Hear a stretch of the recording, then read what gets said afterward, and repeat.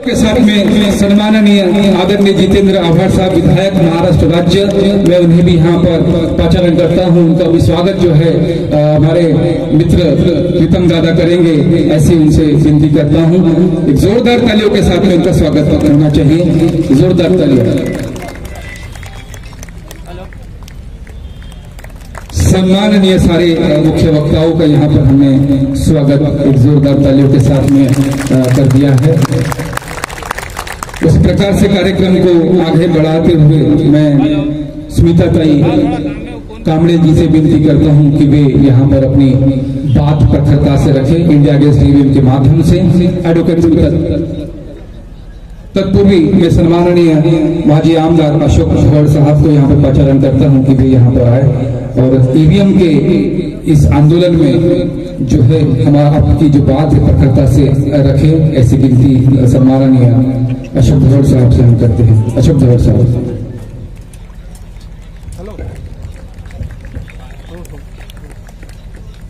India against EVM या सामाजिक संघटनेच्या सन्माननीय पदाधिकारी, मंचावर उपस्थित आजच्या या समारंभाच्या या सभेचे प्रमुख वक्ते एडवोकेट महमूद प्राचाजी, श्रीमती सुषमाताई अंधारे, सुधीर भाऊ केदार, आमदार जितेंद्र आव्हाड जी, या सभेचे आयोजक सर्व सन्माननीय पदाधिकारी, उपस्थित सर्व लोकशाहीवर विश्वास ठेवणारे सर्व आमचे बंधू भगिनी आणि मित्रांनो, नुकत्याच 2024च्या निवडणुका झाल्या आणि या 24च्या निवडणुकांमध्ये परवा ज्या निवडणुका झाल्या विधानसभेच्या, त्याचे अनपेक्षित, अविश्वसनीय, अकालनीय अशा प्रकारचा निर्णय, अशा प्रकारचा एक मॅन्डेट आम्हाला सर्वांना बघायला मिळाला। मित्रांनो, लोकसभेच्या निवडणुका 5 महिन्यापूर्वी झाल्या आणि लोकसभेमध्ये जे वातावरण होतं या सरकारच्या विरोधामध्ये, भारत सरकारच्या विरोधामध्ये, मोदींच्या विरोधामध्ये, त्याचा निकाल लोकसभेमध्ये आम्हाला मिळाला आणि 5 महिन्यामध्येच असं काय घडलं की ज्याच्यामध्ये हा निकाल रिव्हर्ट झाला, हा आपल्या बाजूने नाही त्यांच्या बाजूने लागला। याच्या अनेक गोष्टी, अनेक प्रकारचे मत, अनेक प्रकारचे संशोधन, अनेक प्रकारच्या शंका या ठिकाणी उपस्थित झालेल्या आहेत आणि सर्वात महत्वाची शंका जी आहे ती आहे ईव्हीएम। आता कसं आहे की ईव्हीएमच्या बाबतीमध्ये बोलल्या जाते ते असं की मग झारखंड तुम्ही का नाही जिंकले, मग झारखंड आम्ही जिंकू शकलो असतो, मग हरियाणा आम्ही जिंकू शकलो असतो जर ईव्हीएमचा विषय असता तर। परंतु कसं आहे की काही जागा सोडावं लागतात, छोटे राज्य सोडावं लागतात आणि छोटे राज्य सोडून मोठ्या राज्यावरती नजर असते आणि म्हणून लोकांना शंका येऊ नये, लोकांनी असं म्हणू नये की सर्व ईव्हीएमचंच काम आहे, म्हणून असे प्रकार या मंडळीने केले। जरूर आम्ही हरियाणामध्ये जिंकलो, आपल्या तेलंगणामध्ये जिंकलो, झारखंडमध्ये जिंकलो, जम्मू काश्मीर छोटे छोटे राज्य त्यांनी सोडून दिले, परंतु जिथे मोठे राज्य होते तर तिथे ईव्हीएमचा प्रकार झाला असं नाही आहे। परंतु इथे कसं झालं की महाराष्ट्रामध्ये ईव्हीएम त्यांनी थोडं जास्ती झालं, हे जर थोडं प्रमाणात झालं असतं तर आपल्याही लक्षात नसतं आलं, पण एवढं अनएक्सपेक्टेड झालं की भाजप 148 जागा लढवते, त्याच्यापेक्षा 133 जिंकते, म्हणजे त्यांचा स्ट्राईक रेट किती झाला हे शक्यच नाहीये। आणि 5 महिन्यामध्ये असं कोणतं वातावरण बदललं ज्याच्यामध्ये यांना एवढं मोठं यश मिळू शकते, हे बिलकुल चुकीचं आहे। कारण सर्वसामान्य जनता, जो नागरिक आहे, जो मतदार आहे, तो म्हणतो की आम्ही यांना मतदानच केलं नाही। हे आज झालं कसं मग मला मतदान झालं नाही तर मग शंका कुठे आहे? मग काय झालं?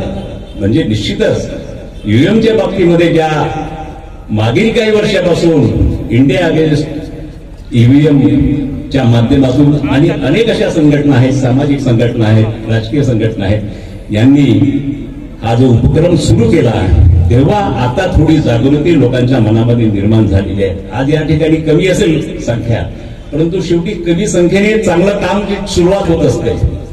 छोट्याशा कारभारातूनच याची सुरुवात होत असते असं समजू आपण की त्याची सुरुवात आज या ठिकाणी नागपूरमध्ये झालेली आहे. आणि अनेक ठिकाणी लोकांच्या मनामध्ये हा संशय नाही, आता खात्री झालेली आहे की हे सर्व काम ईव्हीएम मशीननी केलेलं आहे.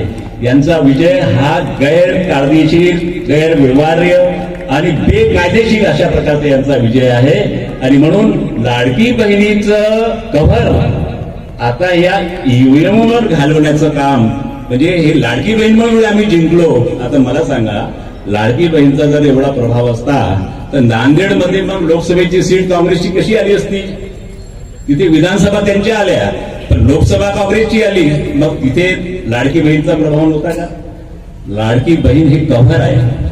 काहीतरी सांगायचं काय म्हणून लाडकी बहिणीचं नाव सांगायचं, पण लाडकी बहिणीचा परिणाम थोडाफार होऊ शकतो. परंतु मेजर जे आहे ते आहे ईव्हीएम. एकच उदाहरण तुम्हाला देतो. एक म्हणजे मी व्हिडिओ, अनेक व्हिडिओ आले, त्याच्यामधला एक व्हिडिओ होतो. एका बूथवरती 1600 मतदान होतं. ऑफिशियल रेकॉर्डवरती 1600 मतदान झालं किती? 2100. आणि 2100 ते भाजपच्या उमेदवाराला झालं, काँग्रेसला 0 मतदान. असं कुठे होऊ शकते का? असं कधी घडलेलं आहे का? असं घडू शकते का? अनेक असे उमेदवार आहेत जे उभे होते, ते अपक्ष उमेदवार असतील किंवा राजकीय पक्षाचे असतील, त्यांना त्यांच्या घरी 5 मतदार आहेत, तर 5 मतदारापैकी त्यांना 2च मतं मिळून राहिलेत. म्हणजे 3 लोकांनी का विरोधात मतदान केलं? असं कसं होऊ शकते? तर ह्या अनेक गोष्टी या ठिकाणी आता आपल्या समोर आलेल्या आहेत. आणि म्हणून आता राजकीय पक्षांचा विश्वास आतापर्यंत नव्हता की ईव्हीएम खराब आहे म्हणून, ईव्हीएममुळे सर्व होते असा राजकीय पक्षाचा विश्वास आता नव्हता. आता थोडाफार विश्वास बसायला लागलेला आहे राजकीय पक्षांनी. आता तरी दुरुस्त व्हा. मी एका राजकीय पक्षाचा कार्यकर्ता आहे. माझं सर्व महाविकास आघाडी असेल, इंडिया गठबंधन असेल, या सर्वांना माझी विनंती आणि सर्वांना माझं एक विनंती आहे की आता तरी आपण एकत्र येऊन या संपूर्ण देशामध्ये देशव्यापी लढा उभा करा. महाराष्ट्राचाच नव्हे तर देशात हा लढा उभा करायचा का आपल्या सर्वांचा प्रश्न आहे. लोकशाही जिवंत ठेवायची असेल तर तुम्हाला हे सर्व करावं लागणार आहे. आणि आपण जर पुढाकार घेऊन नाही केलं, आपले दुकानं बंद करावं लागतील उद्या चालू.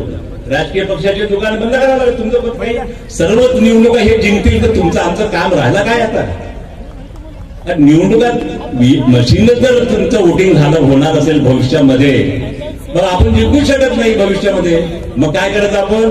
मग त्याच्या विरोधात आपल्याला संघर्ष करावा लागेल, लढावं लागेल. पुढची कोणतीही निवडणूक येईल ती बॅरेकवर झाली पाहिजे. ही भूमिका आता आपल्या सर्वांना घेण्याची गरज आहे. हे संविधान वाचवण्याची गरज आहे.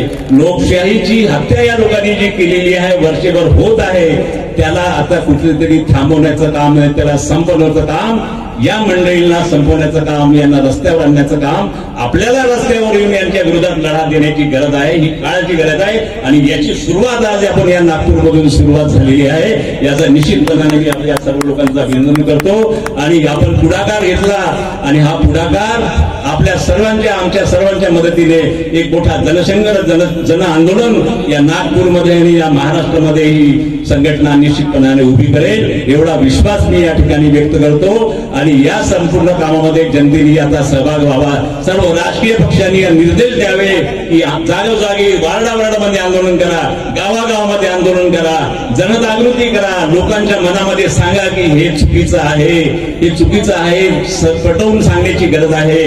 जोपर्यंत आपण हे पटवून सांगणार नाही तोपर्यंत लोक त्या ठिकाणी जागृत होणार नाहीत. आणि ही जागरणाची मोहीम आज आपण या ठिकाणी सुरू केली. निश्चितपणाने याचं अभिनंदन करतो आणि इथे थांबतो. धन्यवाद.